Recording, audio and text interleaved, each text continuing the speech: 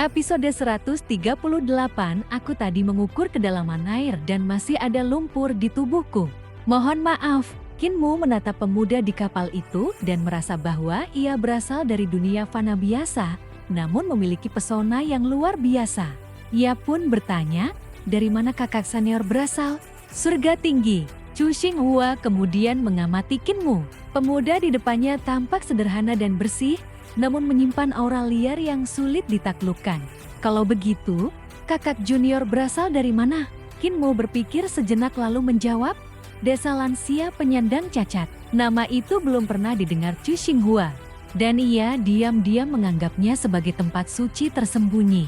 Kinmu lalu berkata, aku melihat kakak senior mengendalikan puluhan benang ki vital hanya dengan satu gerakan. Itu seperti terbentuk dari teknik pedang, sangat berbeda dari metode biasa. Chu Xinghua kemudian menyiapkan teh bersama keempat gadis pelayannya. Setelah air mendidih, daun teh dimasukkan dengan tenang. Ia berkata, kendali pedangmu juga luar biasa. Benang ki vital itu jatuh tepat ke dasar sungai tanpa mengganggu air sedikit pun. Tidak ada pasir yang terganggu, tidak ada arus yang berubah. Kontrol seperti ini hanya mungkin dilakukan oleh seseorang dengan pemahaman aljabar yang sangat tinggi. Ia menatap Kinmu. Apakah ini bagian dari Do Sword Sak? Kinmu terkejut. Kakak senior benar-benar tajam. Aku memang mempelajari 14 Roatings Do Sword untuk mengendalikan benang ki tanpa bobot. Aku harus menghitungnya dengan presisi, termasuk gaya seperti magnet agar tetap stabil. Chu Xinghua mengangguk sambil menuangkan teh. Jika teknik ini digunakan dalam pedang, hasilnya akan sangat mengerikan.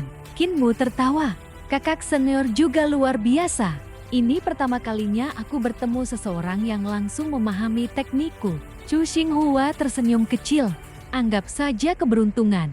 Ayo, cicipi teh takdir hijau dari surga tinggi. Kinmu mencicipinya. Rasa pahit di awal segera berubah menjadi manis yang lembut dan menyegarkan. Teh yang bagus, katanya. Boleh aku minta sedikit? Chu Xinghua sempat ragu, lalu tersenyum.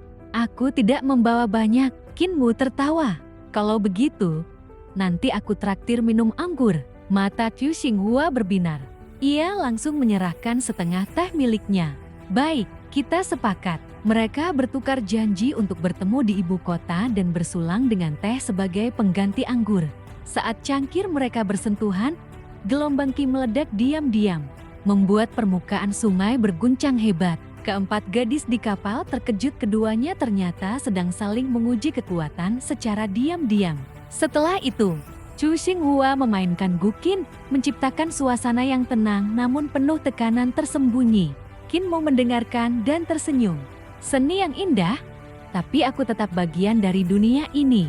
Tak lama kemudian, Ling Yuxiu memanggil dari tepi sungai. Kinmu, cepat kembali.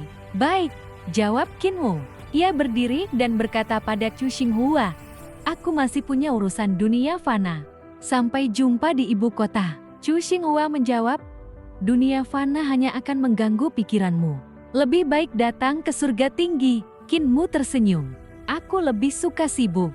Jangan lupa janji kita. Ia melompat dari kapal dan pergi. Setelah Kinmu pergi, Chu Xinghua menatap dua cangkir teh di meja. Ia melarang siapapun menyentuhnya. Lalu memerintahkan Yu Liu melindungi meja dengan fast geok. Dengan satu hembusan ki, cangkir Kinmu terbelah rapi.